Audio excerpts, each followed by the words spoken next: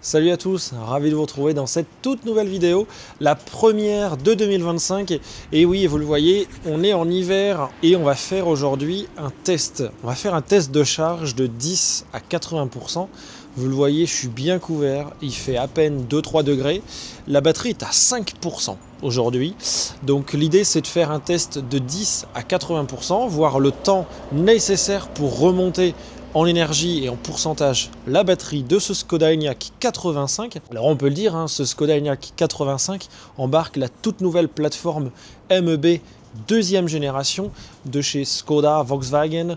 Je crois également le Ford Explorer à vérifier. Aujourd'hui, la voiture est préconditionnée. J'ai roulé bien avant, histoire de bien la monter en température. Donc on est théoriquement dans les meilleures conditions, alors pas moi, mais la batterie, pour faire ce 10 à 80%. Je vous propose de regarder ça tout de suite. C'est parti! Allez, c'est parti. Donc on part de 5%. Alors là, il affiche 6%. Je pense qu'on va aisément pouvoir monter jusque 135 kW, voire peut-être même un petit peu plus. On va voir. Ça m'est déjà arrivé de prendre 140 kW. Ah, voilà, on a vu le 140 apparaître. Et on redescend tout de suite à 135 kW.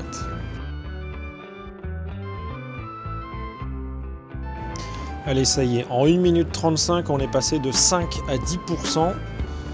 On va essayer de voir ce que ça donne côté détail de la recharge. Alors ça, c'est une nouvelle mise à jour qui a été faite sur ces bornes.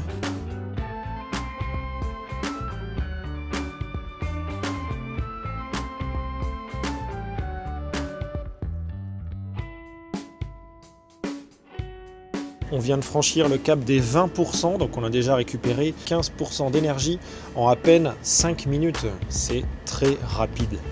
Et on est toujours sur le plateau d'ailleurs des 135-140 kW. À propos de ce plateau, tiens, parlons-en.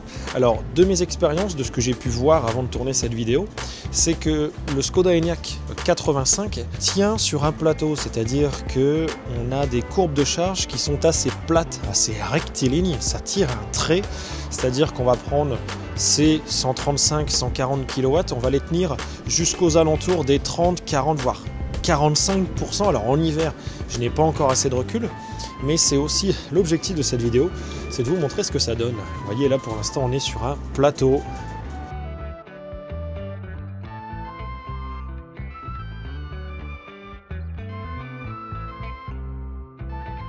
Il nous aura fallu 8 minutes pour faire un 5% jusque 30%, c'est juste exceptionnel. On a déjà récupéré l'équivalent de à peu près 100 km à 130 km/h en hiver avec le Škoda Enyaq pompe à chaleur. Le Škoda Enyaq sans pompe à chaleur, lui, consomme aux alentours des 21-22 kWh au 100, alors que celui avec pompe à chaleur consomme aux alentours des 20 kWh au 100.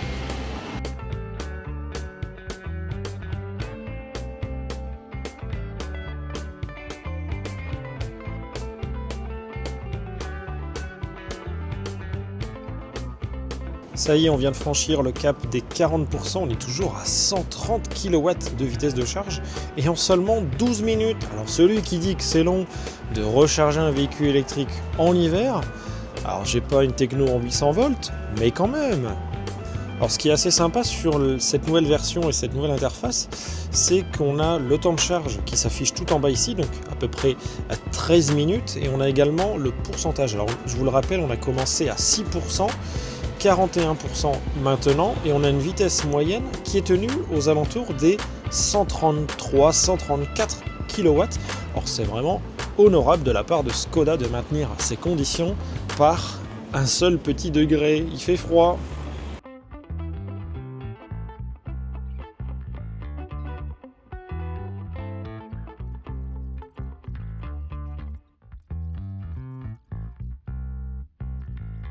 Ça y est, on vient de franchir le cap des 50% en à peine 16 minutes.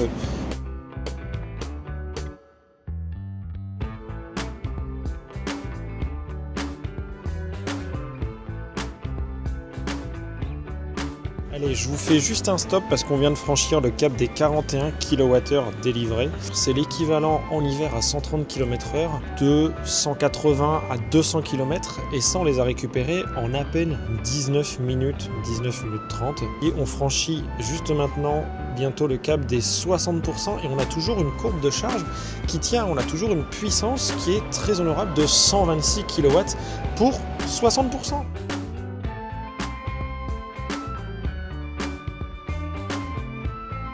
Ça y est, franchi le cap des 60%, la puissance commence légèrement à chuter. Ça reste quand même très honorable, hein. On aura récupéré l'équivalent de 55% de batterie, bientôt 60, en l'espace d'à peine 21 minutes. En comparatif par rapport à la Kia EV6 qui chargeait elle de 10 à 80% en 18 minutes, soit l'équivalent de à peu près 54 voire 55 kWh d'énergie. Là, vous voyez, le Skoda Enyaq, pour y arriver, lui aura mis, je pense, allez, 4 à 5 minutes de plus. Hein. Je pense que pour récupérer 54 kWh d'énergie, il faudra attendre le cap des 25 minutes, voire 26 minutes pour y arriver. Donc on n'a pas une grosse différence. Pour autant, vous voyez, la puissance de charge, elle est 2 fois plus petite, hein. Le Skoda Enyaq charge à 135 kW, alors que la Kia EV6, elle, chargeait à 240 kW. Et on voit d'ailleurs là le premier palier de puissance aux alentours des 110 kW qui vient d'arriver à 65-67% de batterie. Vous voyez, on le voit bien ici, hein, le premier palier aux alentours des 60-65% de batterie, un premier palier, puis un deuxième ici, on était aux alentours des 40 voire 50.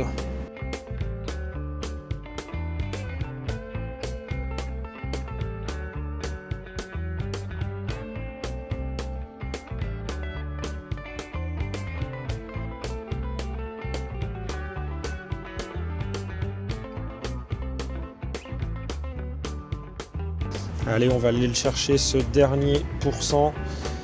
Allez, c'est parti. 80%, on l'a fait en 29 minutes. Je vous propose d'aller chercher jusqu'à 90%. Alors là, en théorie, hein, déjà, il faut partir. Vous voyez, la puissance de charge a drastiquement diminué. On était aux alentours des 140 kW tout à l'heure, quand on était dans les bas pourcentages. Là, on a divisé par 2 déjà la puissance. Donc là, il faut libérer le chargeur quand c'est saturé au niveau de la borne de recharge. Mais là, je suis tout seul sur la station, donc on va pouvoir monter jusqu'à 90% et voir la courbe de charge.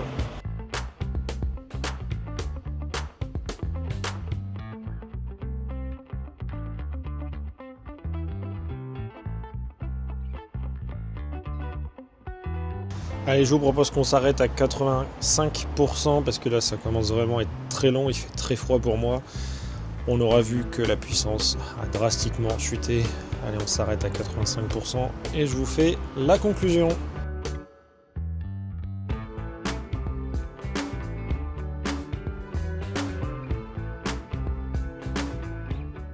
Si cette vidéo vous a plu, je vous laisse vous abonner, c'est juste en dessous, mettre un petit pouce aussi, ça fait hyper plaisir.